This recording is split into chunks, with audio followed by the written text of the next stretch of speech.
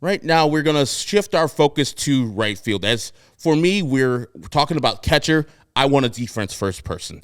I know the White Sox and most teams, they value defense. In right field, you have to have a good arm, and defense should be paramount. As the White Sox have seen, not having a good defensive right fielder can cost you a couple runs. But there are a couple free agents out there who both have good offense and good defense, or at least good enough defense that you can skate away with. So let's look at the options out there for right fielders that are available for the White Sox to get on the free agent market. Of course, the crown jewel is Teoscar Hernandez, who's 31 years old. He'll probably get the highest money out of all this group. He's around a $15 to $16 million a year player. Will Myers, former Royal, former Tampa Bay Ray, former Padre, former Red, 32 years old. Randall Grichuk, 32 years old, twice an Angel, and other teams. Jesse Winker, Red, Mariner / Brewer, is 30 years old. Adam Duvall is 35 years old. Of course, this guy, second baseman / right fielder, Whit Merrifield, 35 years old, been bandied about the White Sox being his team, that they are going to be in the future. Robbie Grossman, 34 years old. I think he just won a World Series with the Texas Rangers. Adam Frazier, more of a second baseman, but he did play a couple games, I think like 20 games in right field last year and was pretty decent, 31 years old. Andrew McCutchen, Pirate great, 37 years old. Former White Sox great, Adam Engel, is 31 years old.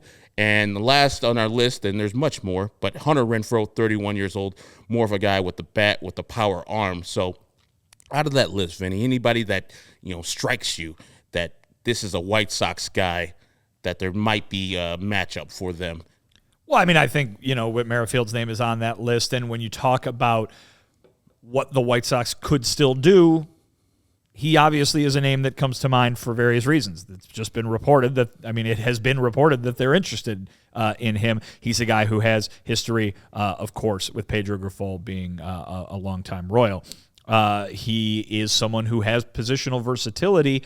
Hey, look, what do they need right now? They need a right fielder, and they might need a second baseman still, depending on what they think of having Nicky Lopez at that position on an everyday basis. You get Whit Merrifield, and Nicky Lopez still gets a ton of playing time at second base because Whit Merrifield might be bouncing around, going between second and right. Depends on how it all works out, of course.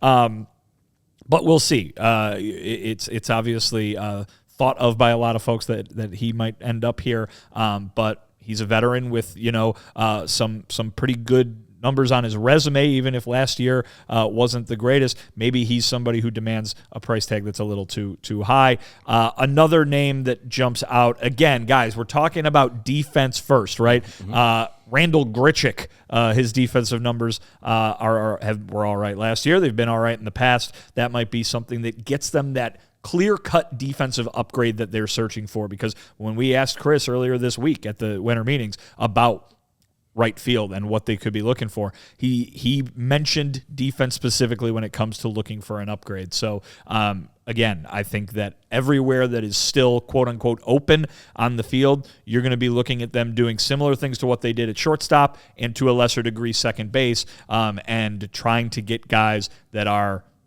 for lack of a better term, slam dunks defensively, guys that they can throw out there and that they know are going to avoid the types of mistake-filled play in the field that we've seen from this White Sox team the last couple of years. And I know the guy that Sean would say in this this segment, so I'll go for him. Adam Duvall, 35 years old, a little older, a little longer than tooth, but he's more of a bat-first right fielder. While he's not a butcher out in right field, I think last year, if you're just going by outs above average, he's 0. Just a regular average right fielder. But he brings bat, and that's what I would want. I want a guy that is slightly better offensively than he is defensively, and I know Mazman is bringing back that you should put Andrew Vaughn out there. Come on now. We don't want to see that again. That is a very below average outfielder. That's runs that are going to be scored on that guy because he's out in the outfield. But you want a person like that, Adam Duvall, Hunter Renfroe comes to mind. Adam Engel is a defense-first guy, but you don't want to be putting him out there for 150 games. Now, he had a point where he was hitting the ball really hard for the White Sox, I think in 2021, but after that, he just fell off the table and then pretty much got released by the Padres last year, where he wasn't really doing anything offensively for that team. So I would like a player who is offense first. I know Teoscar Hernandez would be my first guy because he is the most sought-after guy in the right field class, but I know also that's $15 to $16 million price tag per year might have the White Sox kind of balking at that. I would just want it because that would finally solve the right field position and with a solid bat. He's not that old, 31 years old, and his bat is pretty solid. His defense is pretty good. 2 years in Toronto. I think last year he spent most of his time with the Mariners, and that's not an offensive ballpark. So I think coming here to the guaranteed right field would be good for him, and you would have at least 3-4 years of stability in right field if you get a guy like Teoscar Hernandez. Well, and I've made this point before, and I'll make it again. Right field is not a position in which the White Sox can project a long-term player. Is what we were just talking about at catcher. Edgar Caro's coming. Edgar Caro's one of their highest-rated prospects, a highly thought-of prospect across the game. The guy that you need to go out and get at catcher, and really even to a lesser extent Corey Lee, who's here now, you're projecting Edgar Caro to be that guy behind the plate. Correct. At shortstop, they went out and got Paul DeYoung, and he's a placeholder because Colson Montgomery is coming, right? Mm-hmm. Who's coming in right field? And while I think the White Sox would be very happy if Oscar Colas turned everything around, where we sit right now, we can't project him as being that guy after seeing the way he played in 2023. So getting a guy like Teoscar Hernandez in right field, specifically at that position, makes more sense than it does at other positions because, hey, if they're expecting to be competitive in 2025 or 2026, they're going to need to add some guys at some point to be the longer-term solutions at these positions that can give you a belief that they are going to be competitive in the future, even if it's not the immediate future of 2024. So they can't just go out and, keep just getting stopgaps and placeholders all over the field and expect one day that it's going to click. I don't expect them to believe that that's what they're doing, but at some point, they're going to need to go fill that position with somebody that they can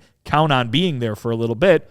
If they look at next year's free agent list, if they look at some of the landscape of the trade market, and they don't see somebody that they would want to target, maybe someone like Teoscar Hernandez is the answer this offseason rather than just waiting to do all of this all over again next year.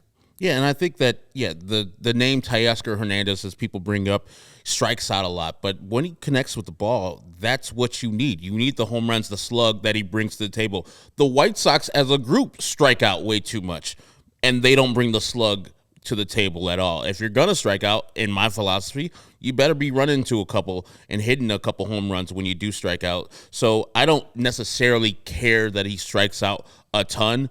I just care that he runs into a couple and produces offense. Because right now, if we're looking at the White Sox middle of that order, Luis Robert, of course, awesome. But question marks all the way through there. Yoan Moncada, question mark. Andrew Vaughn, question mark. Eloy Jimenez, question mark. You need some more exclamation points. When Teoscar Hernandez might not be like the biggest name, I think his numbers and his track record show you that he would be offensively helping this team more than any of the people on the list that they have question marks on right now. So, yeah, I would be all for if they just said, this is our one big-time expenditure. We're going to get Teoscar Hernandez, and we're going to set right field up for the next 3 to 4 years and have a good middle-of-the lineup bat.